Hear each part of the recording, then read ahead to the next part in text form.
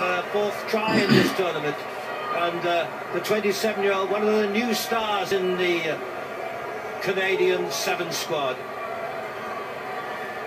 Well, I was discussing with somebody out there about the bounce-back ability of a rugby ball. I've never heard that term before, but the recipient on that occasion was Canada, with this young lady here. And with the conversion, crucial try right on the stroke of half-time, and it's a lead to Canada of 14 points to 7.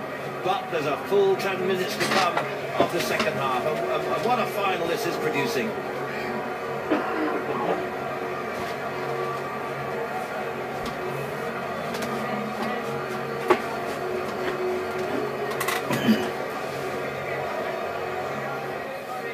Only one try here. We just need to calm it down, but up the track, yeah? Keep talking in attack, Andy. Lydia, you're changing for Lydia, have a go at your opposite number, straight up. Okay, so you got the gas on her. Susie Appleby, who's the assistant coach for Barry Maddox. Stay away from it, but if we end up in it, we've got to use the time.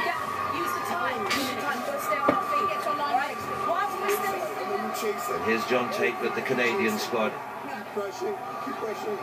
2 minutes, 2 subs are coming on, alright? You just gotta fucking grind. So 2 subs are coming on then. We know that in 2 minutes' time, and of course, well, the use of subs is absolutely vital. They only have 3, of course, in the women's game. It's been an exception for the men in this tournament because it's 3 tournaments in a row, which... I thought we were safe with ladies in sport, but unfortunately the one man involved in the half-time huddle lets us down. Apologies once again for the foul language coming from the Canadian huddle there. They're in front 14-7 with 7 minutes to play. All the support here in studio behind the ladies in, what do we call it? Tequila Sunrise. All the best, England. Back to Dubai. Died. Especially if it went to extra time. Fitness was the extra dimension within the game, but of course if you're dealing with professional athletes, you have to have them in the heart. And so 10 minutes to go. This IRB Challenge Cup final, the first ever. And again, it's Canada who come away, and influential again is the work of the captain, Mandy Marchak, and the cut ball inside, and there's the support, and I think it's going to be a try for Jennifer Kish. No. Or was it, in the end, Kelly Russell who got it down? No, it's not given. no try given, Jennifer Kish tackled. And it In the fell. corner, Joanne Watmore got back there. Here's the offload. Let's watch here closely. In actual fact, superb tackle by Staniford. Look at this. Dislodged the ball. Oh, that very point. My goodness me, Jennifer Kish. Yeah, and just as Watmore came in as well, just to upset it. So, how crucial is that going to be at the end? Oh, there's something for you.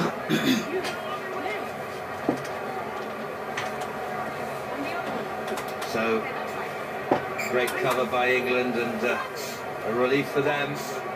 Could have been a vital score, could be a vital save for England's point of view, obviously. Pressure here, though, behind their own goal line. Play on, but she didn't ground it, but they're going to have to now, I think. It is a 5-metre scrummage. That's a big change of situation.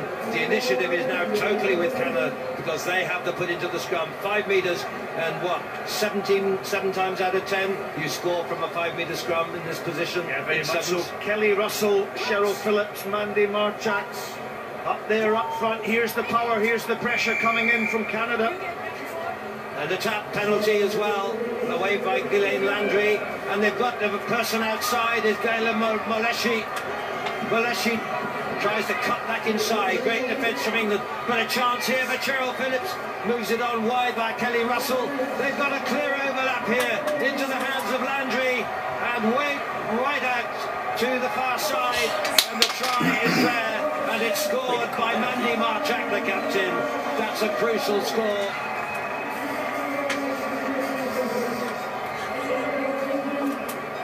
Marchak, well, she's a bit of a wrecking ball, and she came back against the grain. The delivery of the pass wasn't quite good enough. That's why Marchak had to cut back in from the pass by Landry. It was behind on the left shoulder. You'll note there she had to stop and stoop. So she came back in against the grain, against Sarah Guest. Boom, boom. Big physical.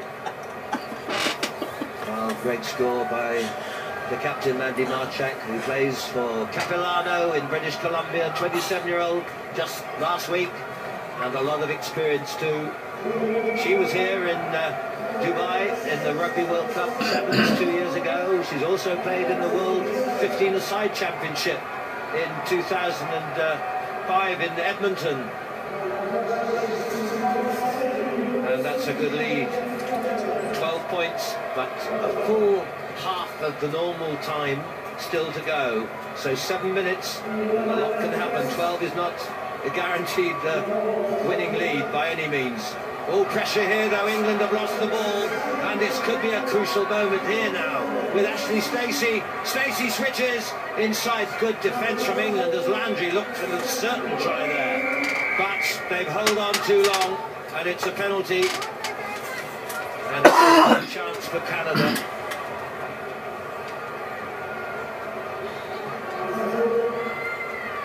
So England under the cosh of it at the moment. It goes via Kelly Russell.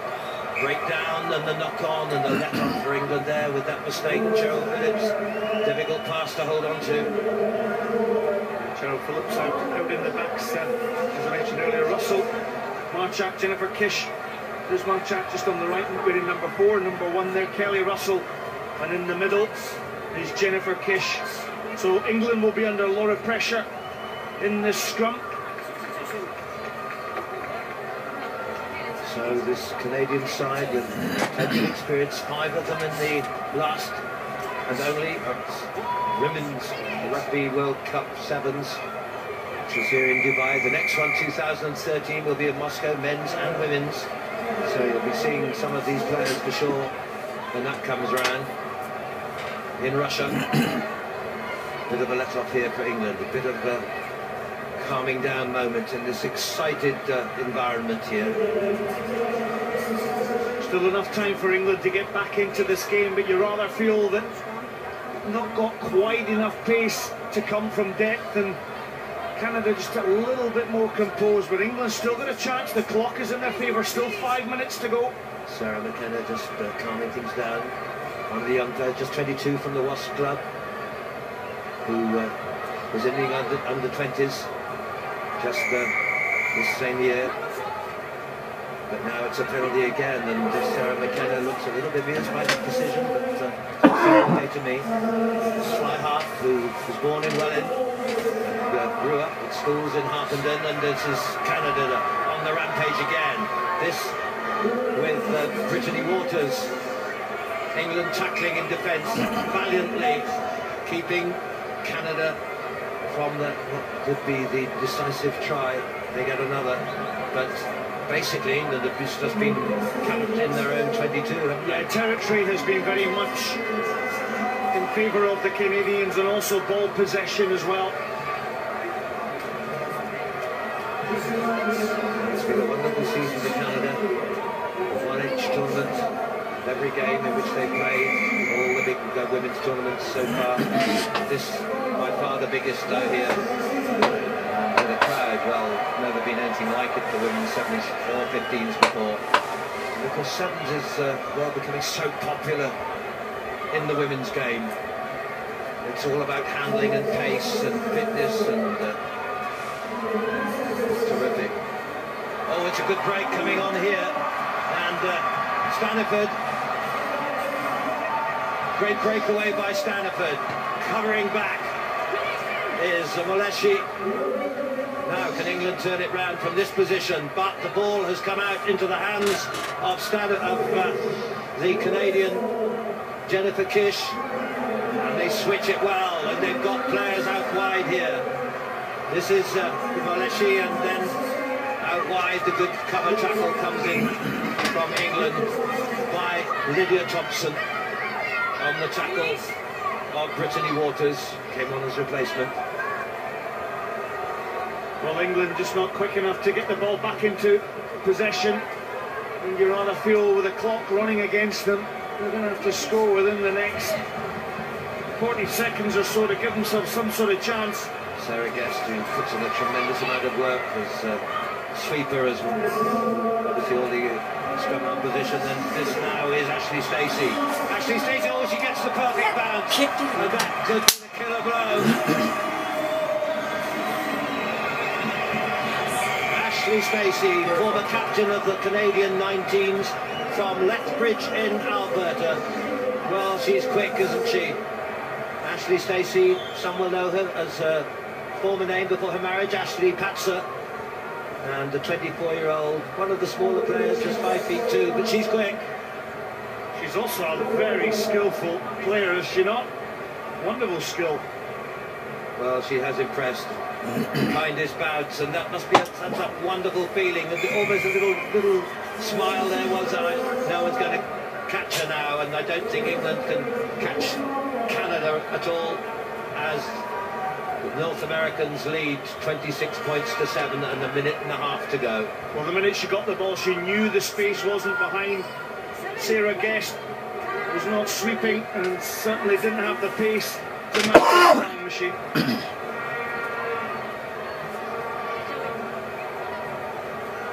Well, the confidence must be oozing now from the Canadian women. The restart kick by Mandy Marchak, British Columbia. New star in the firmament, and changes for England too. Just over a minute to play. Well, England will want to end up on a high note, but Canada have looked a class act throughout this tournament. Of these 8 nations, from China to Canada, from South Africa to England, and here is once again the impressive play of the watch, Michaela Staniford. Great cover though, Lydia Fit, and Jennifer Kish remarkably quick too. England, it's popped back, and there is the try for Sarah Guest. Great work and awareness by Abigail Chamberlain. Oh, no try given. It must have just gone forward. And that is the final whistle. Well, England did end up on a high note without getting the try. So disappointing for England, but what a performance by this team from Canada. Yeah, absolutely. They denied England the possession. They put them under pressure in the contact. She might think she's probably going to get interviewed. Watching ladies 7-a-side rugby, it was a marvellous advert for the game. Full of commitment, full of skill, and full of just absolutely delight, especially if you're a Canadian. 26 points to 7.